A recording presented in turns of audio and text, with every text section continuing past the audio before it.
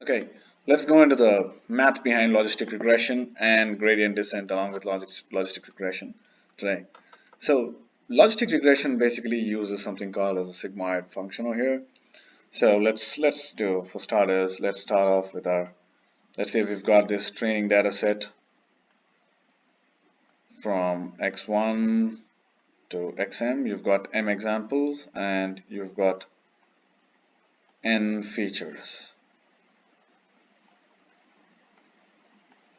Yeah, and you've got their classification labels too. Basically over here the classification is the probability of the prediction value being something equal to 0 or equal to 1. So logistic regression, even though it is a regression model, we could use it, and it's mainly used for classification, specifically binary classification, because it outputs the probability of it being 0 or 1. So how does it do that? It uses something called a sigmoid function. But before we go there, we know from linear regression that y hat is equal to w transpose x plus b.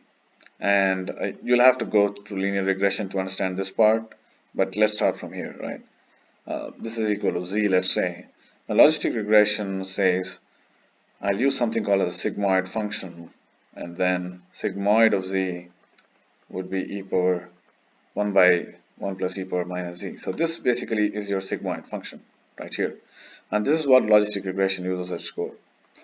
So you take it here. So this is used as something called as an activation function. Let's just call this A. So if you had to plot it out, it would basically look something like this. So this being z and this being A is equal to sigmoid of z, and it would cross over here at 0.51, and then this is 0 again. So if you look at it, if z is a huge positive number, then this would become really insignificant and the overall A would tend to 1, right? Because this is almost 0. Whereas if this is a large, if it is of a large magnitude but of a negative value, if it's a large negative number, if it's a negative number with a large magnitude, then you've got this one actually becoming really significant, and since the denominator becomes significant, the overall value tends to 0. So this is how the graph goes, the plotting goes for sigmoid function. Now let's see the loss function over here. So if I were to use this to predict my outcome, or the possibility, if I was to use this to predict my y hat, then the loss function over here, we do not take sum of squares as a loss function because it's not always convex and we could start ending up in global minima. So we take something called as a logarithmic loss function, which is given by, let's say the loss function is y hat or a, is a function of y hat comma y or a comma y is equal to minus of y log a plus 1 minus y into log 1 minus a rather. This is a loss function. And the cost function is, if you add this up for each training example and average it out, that gives you your loss, the cost function. But let's just roll with the loss function for now. Now, in order to minimize the loss, we've got to choose the appropriate W's, but you can't just keep guessing W's because as the dimensions increases, you would really run out of time to try all the different possible combinations of W and check which is minimizing or giving you the least loss. So what we do is we go for gradient descent, which will take the slope of the derivative of the loss function and then give us an idea as to which direction to go. So if the slope is positive, that means you're going that means it's an increasing trend over there and you want to go in the opposite direction. If the slope is negative, then it's decreasing and you are going in the right direction. And the good property of this logarithmic loss function is that it is convex. So you're either going like this or you're coming down like this, and you will end up at the global minima.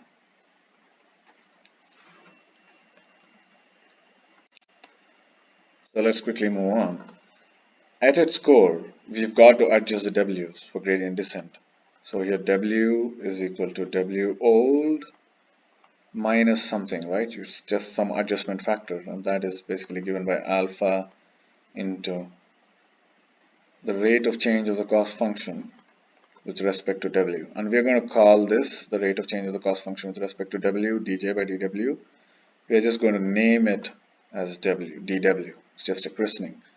And this dw is given by x into rate of change of the loss function or cost function with respect to z.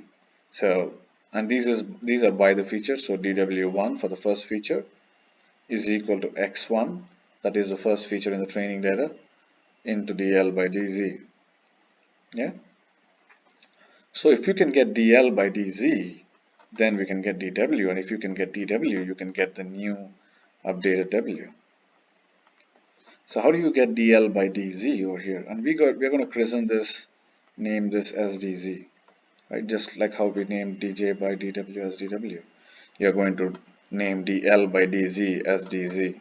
J or L I'm using interchangeably because the sum of derivatives allows us to do that, and J is basically a summation of different L's averaged out. So let's see, how do you find dl by dz?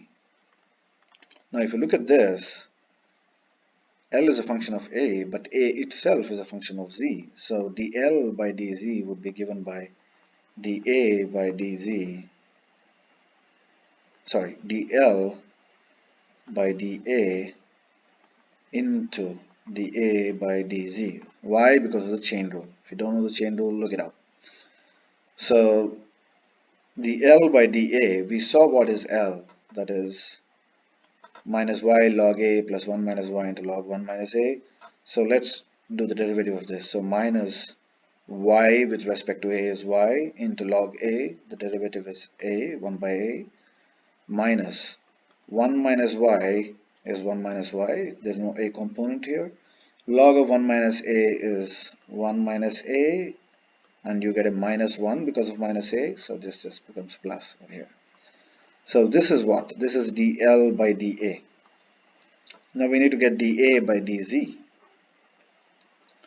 dA by dz is equal to, now we know a is equal to 1 by, so it is 1 by 1 plus e power minus z. So d by dz of 1 by 1 plus e power minus z. And we know that differentiation of a fraction goes like this, that it is the derivative of the numerator, which is 0, into derivative of the denominator, we don't care because it's anyway going to be 0, plus derivative of the denominator, e power minus z, into minus 1, into derivative into the numerator itself, which is 1, divided by denominator whole square. So this we could say is 1 by 1 plus e power minus z into e power minus z divided by 1 plus e power minus z, right? Because 1 plus e power minus z into 1 plus e power minus z is this. And then if I add a 1 here and subtract a 1 here, if you look closely, this is a into, again this is 1 because it cancels out, divided by 1 by 1 plus e power minus z, which is again a. So finally dl by dz is equal to this into this, and if you see how it goes, minus of y by a plus 1 minus y into y1 minus a into a into 1 minus a. So if you actually multiply this a and this gets cancelled out over here, and you have y into 1 minus a, and 1 minus a gets cancelled out here. So 1 minus y into a. So this will give you a minus y. So that is dl by dz, or this is equal to dz.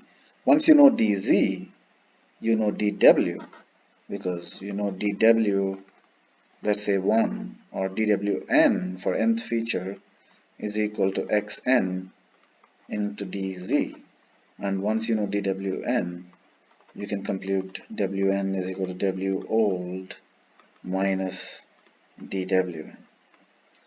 So this is how gradient descent is done. In 10 minutes we've seen logistic regression, we've seen the sigmoid function is behind logistic regression, we've seen the loss function, we've seen the cost function, and then we've seen at its core what gradient descent is really doing, right? It's nudging the weights and with respect to the costs. And we've seen how do you calculate that, how do you derive this nudging factor dj by dw. That is basically it is the input data into the input feature into the rate of change of the loss function with respect to z, and we've seen that dz, or the rate of change of loss function with respect to z, is nothing but a minus y, and that is basically the predicted value minus the actual value. It's pretty intuitive over here, right? So yeah, that's how we do this.